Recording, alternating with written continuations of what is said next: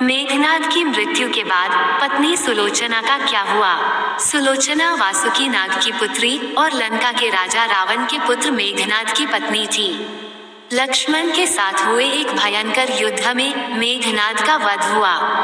उसके कटे हुए शीश को भगवान श्री राम के शिविर में लाया गया था। अपने पति की मृत्यु का समाचार पाकर सुलोचना ने अपने ससुर रावण से राम के पास जाकर पति का शीश लाने की प्रार्थना की, किंतु रावण इसके लिए तैयार नहीं हुआ। उसने सुलोचना से कहा कि वह स्वयं राम के पास जाकर मेघनाद का शीश ले आए, क्योंकि राम पुरुषोत्तम है, इसलिए उनके पास जाने में तुम्हें किसी भी प्रकार का भय नहीं करना चाहिए। रावण के महापराक्रमी पुत्र मेघनाद का वध करने की प्रतिज्ञा लेकर लक्ष्मण जिस समय युद्ध भूमि में जाने के लिए प्रस्तुत हुए, तब राम उनसे कहते हैं, लक्ष्मण, रण में जाकर तुम अपनी वीरता और रणकौशल से रावण पुत्र मेघनाद का वध कर दोगे, इसमें मुझे कोई संदेह नहीं है। परंतु एक बात का विशेष ध्यान रखना कि मेघनाद का मस्तक भूमि पर कदापि नहीं गिरना चाहिए, क्योंकि मेघनाद एक नारी व्रत का पालक है और उसकी पत्नी परम पतिव्रता है। ऐसी साध्वी के पति का मस्तक अगर पृथ्वी पर गिर पड़ा तो हमारी समस्त सेना का ध्वंस हो जाएगा और युद्ध में विजय की आशा त्याग देनी पड़ेगी। लक्ष्मण अपनी सेना लेकर चल पड़े। समरभूमि में उन्होंने वैसा ही किया। युद्ध में अपने बाणों से उन्होंने मेघनाद का मस्तक उतार लिया, पर उसे पृथ्वी पर नहीं गिरने दिया। हनुमान उस मस्तक को रघुनंदन के पास ले आए। मेघनाद की दाहिनी भुजा आकाश में उड़ती हुई उसकी पत्नी सुलोचना के पास जाकर गिरी। सुलोचना चकित हो गई। दूसरे ही क्षण अत्यंत दुख से कातर होकर विलाप करने लगी, पर उसने भुजा को स्पर्श नहीं किया। उसने सोचा, संभव है ये भुजा किसी अन्य व्यक्ति की हो। ऐसी दशा में पर पुरुष के स्पर्श का दोष मुझे लगेगा। निर्णय करने के लिए उसने भुजा से कहा, यदि तू मेरे स्वामी की भुजा है तो मेरे पतिव्रत की शक्ति से युद्ध का सारा वृतांत लिख दे। भुजा में दासी ने लेखनी पकड़ा दी। लेखनी ने लिख दिया, प्राण प्रिय, ये भुजा मेरी ही है। युद्ध भूमि में श्री राम के भाई लक्ष्मण से मेरा युद्ध हुआ।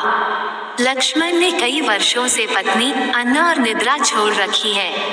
वे तेजस्वी तथा समस्त दैवी गुणों से संपन्न है। संग्राम में उनके साथ मेरी एक नहीं चली। अंत में उन्हीं के बाणों से विद्ध होने से मेरा प्राणांत हो गया। मेरा शीश श्री राम के पास है।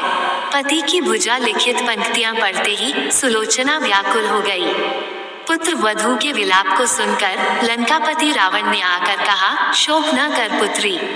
प्रातः होते ही सहस्त्रों मस्तक मेरे बाणों से कट कट के पृथ्वी पर लौट जाएंगे। मैं रक्त की नदियां बहा दूंगा। करुण चीत्कार करती हुई सुलोचना बोली, पर इससे मेरा क्या लाभ होगा? सहस्त्रों क्या, करोड़ों शीश भी मेरे स्वामी के शीश के अभाव की पूर्ति नहीं कर सकेंगे। सुलोचना ने निश्चय किया कि उसे अब सती हो जाना चाहिए, किंतु पति का शव तो रामदल में पड़ा हुआ था, फिर वह कैसे सती होती?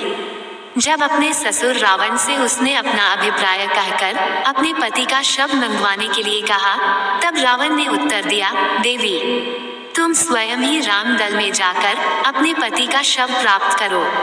जिस समाज में बाल ब्रह्मचारी हनुमान, परम जितेंद्रिय लक्ष्मण तथा एक पत्नी व्रती भगवान श्री राम विद्यमान है, उस समाज में तुम्हें जाने से डरना नहीं चाहिए। मुझे विश्वास है कि इन स्तुत्य महापुरुषों के द्वारा तुम निराश नहीं लौटाई जाओगी। सुलोचना के आने का समाचार सुनते ही श्री राम खड़े हो गए और स्वयं चलकर सुलोचना के पास आए और बोले, देवी, तुम्हारे पति विश्व के अन्यतम योद्धा और पराक्रमी थे। उनमें बहुत से सद्गुण थे, किंतु विधि की लिखी को कौन बदल सकता है? आज तुम्हें इस तरह देखकर मेरे मन में पीड़ा हो रही है। सुलोचना भगवान की स्तुति करने लगी। श्री राम ने उसे बीच में ही टोकते हुए कहा, देवी, मुझे लज्जित न करो। पतिव्रता की महिमा अपार है, उसकी शक्ति की तुलना नहीं है। मैं जानता हूँ कि तुम परम सती हो, तुम्हारे सतीत्व से तो विश्व भी थर्राता है। बताओ कि मैं तुम्हारी किस प्रकार सहायता कर सकता हूँ। सुलोचना ने अश्रुपूरित नयनों से प्रभु की ओर देखा और बोली, हे राघवेंद्र, मैं सती होने के लिए, अपने पति का मस्तक लेने के लिए यहाँ पर आई हूँ। श्री राम ने शीघ्र ही ससम्मान मेघनाद का शीश मंगवाया और सुलोचना को दे दिया। पति का छिन्न शीश देखते ही सुलोचना का हृदय अत्यधिक द्रवित हो गया। उसकी आंखें बड़े जोरों से बरसने लगी। रोते रोते उसने पास खड़े लक्ष्मण की ओर देखा और कहा, सुमित्रानंदन, तुम भूलकर भी गर्व मत करना कि इनका वध आपने किया है। मेरे स्वामी को धराशायी करने की शक्ति विश्व में किसी के पास नहीं थी। ये तो 2 पतिव्रता नारियों का भाग्य था। आपकी पत्नी भी पतिव्रता है और मैं भी पति चरणों में अनुरक्ति रखने वाली उनकी अनन्य उपासिका हूँ। पर दुर्भाग्य से मेरे पति एक पतिव्रता नारी का अपहरण करने वाले पिता का अन्न खाते थे और उन्हीं के लिए युद्ध में उतरे थे। इसी से मेरे जीवन धन परलोक सिधारे। सभी योद्धा सुलोचना को राम शिविर में देखकर चकित थे। वे यह नहीं समझ पा रहे थे कि सुलोचना को ये कैसे पता चला कि उसके पति का शीश भगवान राम के पास है। जिज्ञासा शांत करने के लिए सुग्रीव ने पूछ ही लिया कि यह बात उन्हें कैसे ज्ञात हुई कि मेघनाद का शीश श्री राम के शिविर में है।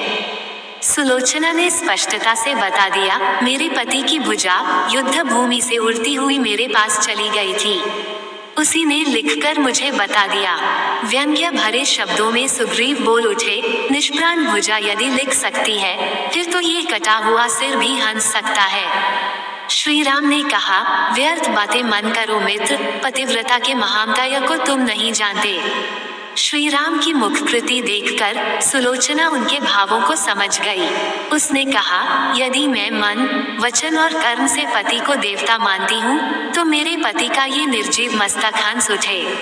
सुलोचना की बात पूरी भी नहीं हुई थी कि कटा हुआ मस्तक जोरों से हंसने लगा। ये देखकर सभी दंग रह गए। सभी ने पतिव्रता सुलोचना को प्रणाम किया। सभी पतिव्रता की महिमा से परिचित हो गए थे। चलते समय सुलोचना ने श्री राम से प्रार्थना की, भगवान, आज मेरे पति की अंत्येष्टि क्रिया है और मैं उनकी सहचरी उनसे मिलने जा रही हूँ, अतः आज युद्ध बंद रहे। श्री राम ने सुलोचना की प्रार्थना स्वीकार कर ली। सुलोचना पति का सिर लेकर वापस लंका आ गई। लंका में समुद्र के तट पर एक चंदन की चिता तैयार की गई। पति का शीश गोद में लेकर सुलोचना चिता पर बैठी और धधकती हुई अग्नि में कुछ ही क्षणों में सती हो गई। दोस्तों, आपको ये कथा कैसी लगी कृपया कमेंट करके जरूर बताएं। वीडियो पसंद आया हो तो लाइक करें और ऐसी ही और भी बहुत सारी कहानियों, कथा